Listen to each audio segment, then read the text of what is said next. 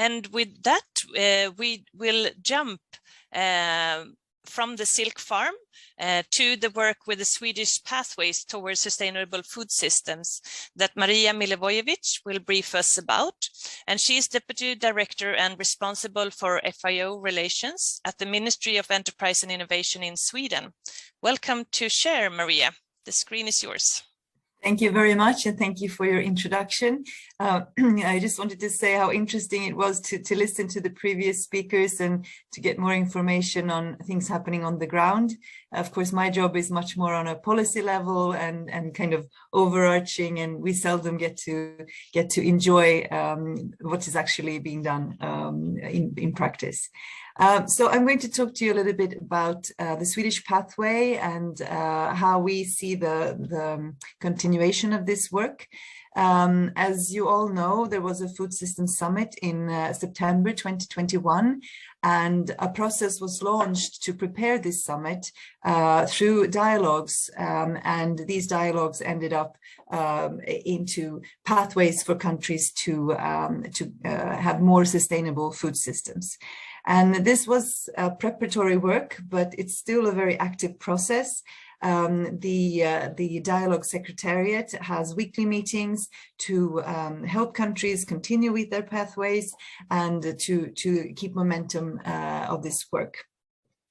I wanted to say something and draw your attention to the global result of this preparatory work, which is really quite impressive. I've never been participating in a UN process that has been so inclusive as this one.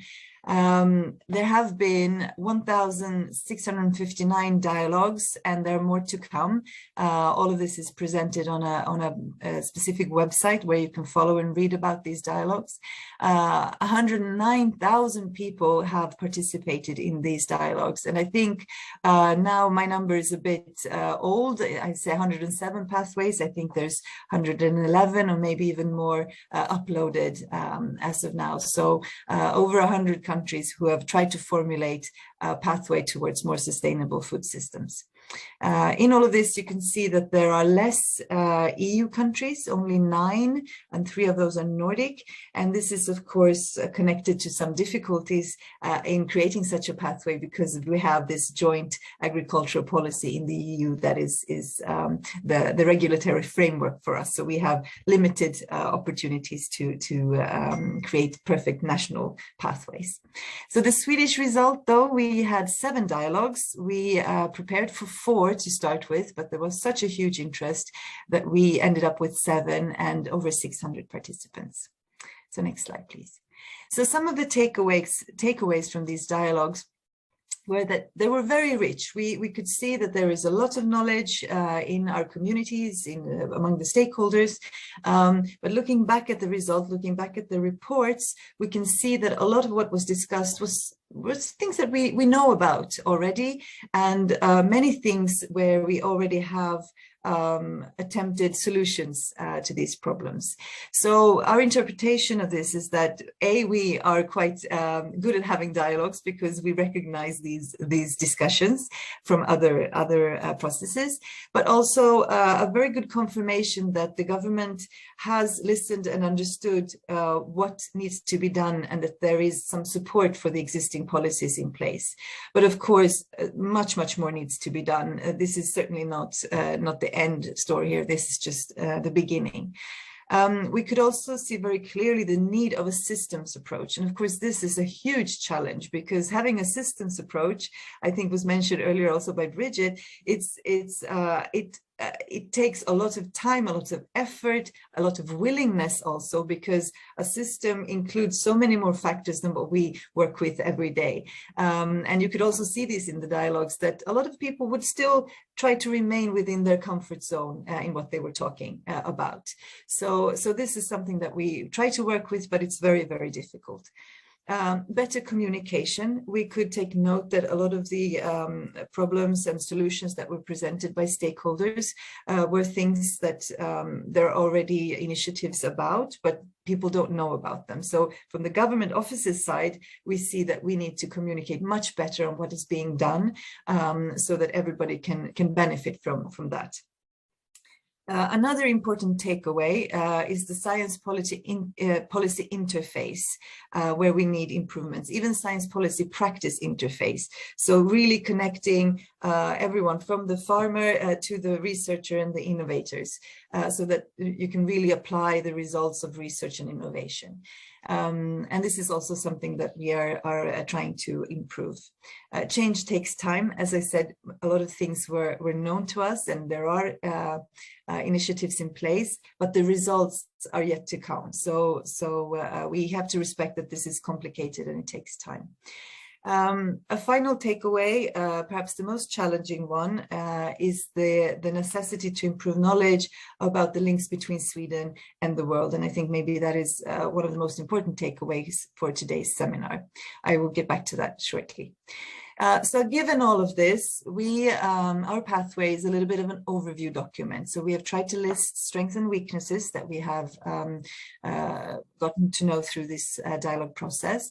We have a list of ongoing processes and milestones, which is kind of a checklist for us at the ministry, so we can regularly go back and see that we have done everything that we need to do. And it's also a way of communicating, of course, so it's easy for you to see what kind of things are happening.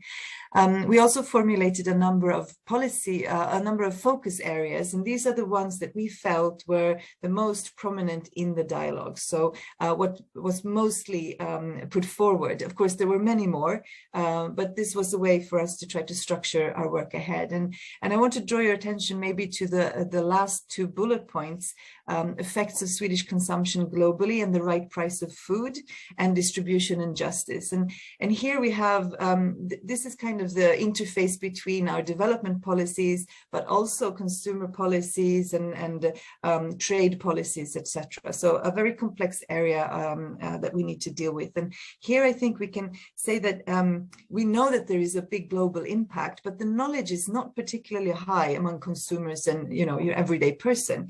And this knowledge needs to increase.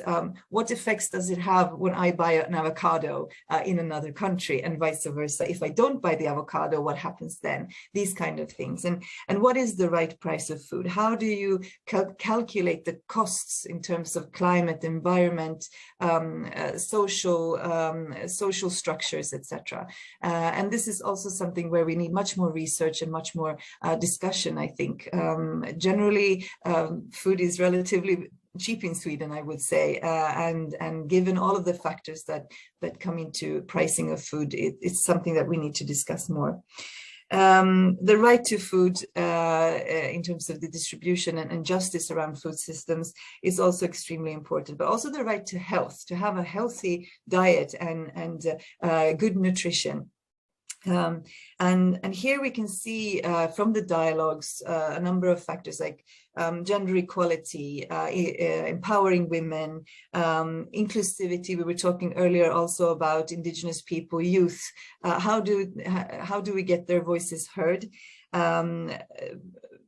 Practical regulatory thing, access to land, access to finance, all of these things need to be addressed. And Sweden tries to do that through our development policies and aid, but there's also much more that needs to be done, as I mentioned, in terms of trade, in terms of consumer behavior, etc. We tried to provide policy support, and I just wanted to mention now there are voluntary guidelines being discussed on gender, which we hope will help countries improve their policies in this area. And just finally, I know I'm talking a little bit too much maybe for my time, but I also wanted to say something about the different coalitions that have been formed in this Food System Summit process. Where some specific topics are being addressed on a global scale, and Sweden is active in the one on school meals, which we think is a very important factor to improve nutrition and health, healthy diets, food loss and waste, and then Aim for Climate, which is agriculture innovation mission for climate, an American initiative that we are participating in, so more research based.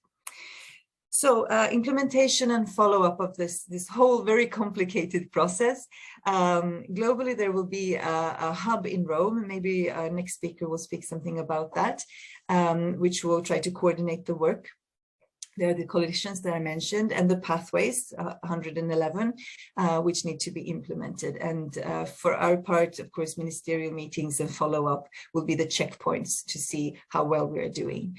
In the EU, we have a regulation, the agriculture regulations, but also initiatives like Farm to Fork. And there's a legal framework coming up for sustainable food systems in 2023, which is also when we have our European presidency, which gives us more ability to work on a global scale. Nationally, we are in the government offices organizing ourselves for better coordination, and we will of course do the follow-up of our pathway on a regular basis. But there are some results that I want to highlight. There's a big UN conference in Stockholm in June called Stockholm Plus 50. It's 50 years after the first environmental conference that was held here in 72. And for that, we have a youth group which is participating in the policy making of this UN conference. We have also adopted, or the government has adopted, a new strategy for the FAO where we have included food systems as a priority, but also the inclusion of the helping vulnerable groups get their voices heard. So indigenous people, youth, women, of course, is also a focus area for this strategy. And then we are having a lot of reports on different missions that have been given to our agencies and authorities that are coming in, and that will of course then be translated into policies and new initiatives to move towards sustainable food systems. We continue our dialogues and we continue the work in the coalitions. Next slide, please. And I also wanted to remind everyone that Agenda 2030 is the overarching policy document for this and the sustainable development goals. The whole food systems process was a way to address a lot of the sustainable development goals that we could see were not moving forward. We have more hungry people in the world today than we had when the agenda was decided. And this complex system needs to be addressed as a whole, and this is the end goal, Agenda 2030. So just to remind everyone of that. And that was the end of my presentation. These are my contacts in case you wish to ask me a question after the seminar, or if you have any queries. Yes. Thank you so much, Marija. Yeah, we took a little bit more time. I hope you can stay for the Q&A session. Yeah. Will you stay for the Q&A session? I will stay for the Then Q&A I can take session. a bigger question for you then. Thank you so much for your input. And as you and Bridget mentioned, it's a big challenge with the broadness of food systems, but the real world doesn't care about our silos.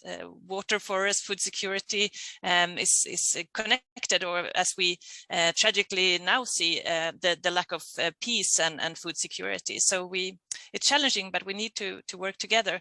You will get a very short question now and then a bigger in the Q&A. With the pathway and the work ahead, how do you see that SIANI as a network can contribute?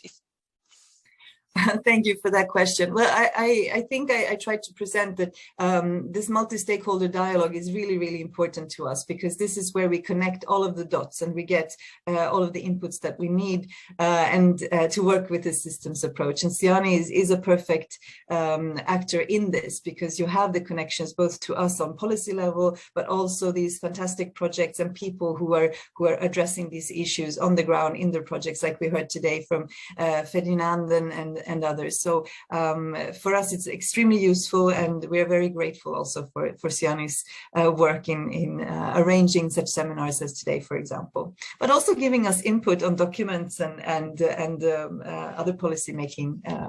So thank you so much. Thank you so much, Marija.